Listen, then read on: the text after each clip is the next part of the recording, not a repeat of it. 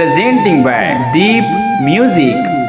नमस्कार दोस्तों, नए नए छत्तीसगढ़ी गाने सुनने और देखने के लिए हमारे दीप म्यूजिक चैनल को अभी सब्सक्राइब करें और बेल आइकॉन के बटन को क्लिक करें।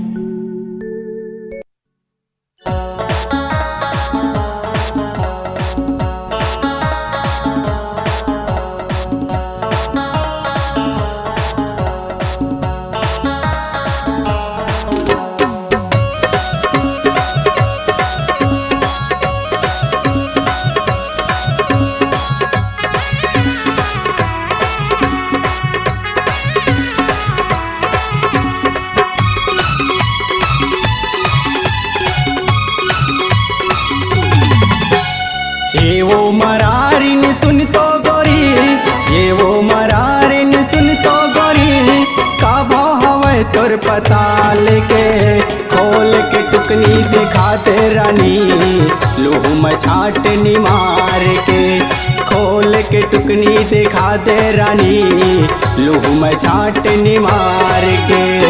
ये वो मरारिन सुन तो गोरी, ये वो मरारिन सुन तो गोरी, का भाव हवे तोर पता लेके खोल के टुकनी दिखा दे रानी, लूह मछाट निमार के खोल के टुकनी दिखा दे रानी, लूह मछाट निमार के।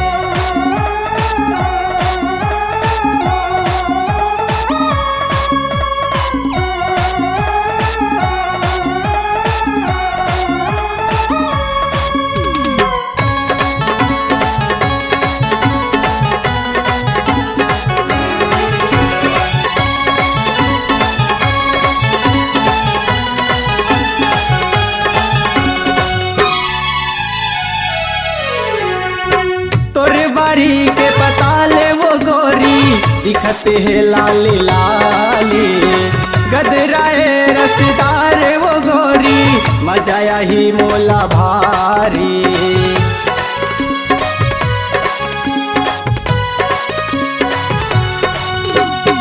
तोरे बारी के पता ले वो गोरी, दिखते है लाली लाली, गदराए रसदार वो गोरी, मजाया ही मोला भारी।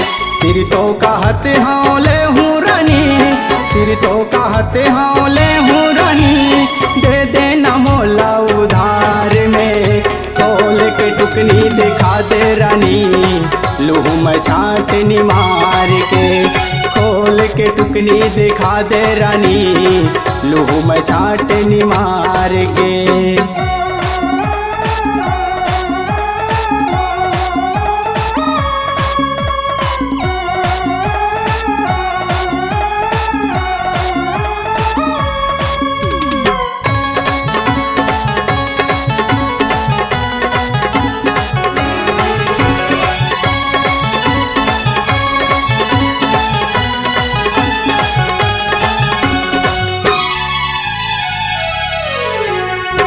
बाली उम्र 16 साल वो गोरी, चढ़ती है तोर जवानी, तू रमन ला कौन पूछे वो डोकरा मारे आके।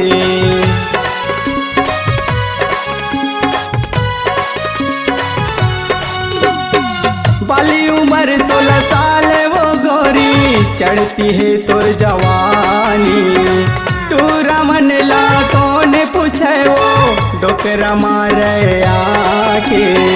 गाँव गली माँ चिल्लाए रानी, गाँव गली माँ चिल्लाए रानी, ले ले न कही के पता ले वो खोल के टुकनी दिखा दे रानी, लूह मछाट निमार के खोल के टुकनी दिखा दे रानी, लूह मछाट निमार के।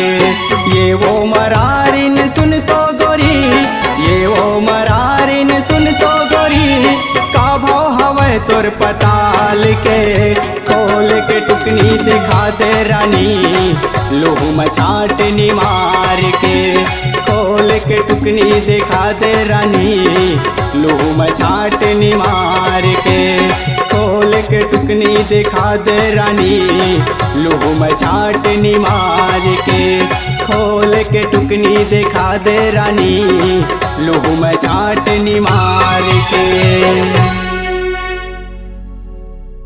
अपने आवाज एवं सुमधुर स्वर को एक नई पहचान देने के लिए चले आइए Aradhana audio recording studio, Kabir Dharmnagar, Dama Khera. Mobile number 7067046464 9753451493।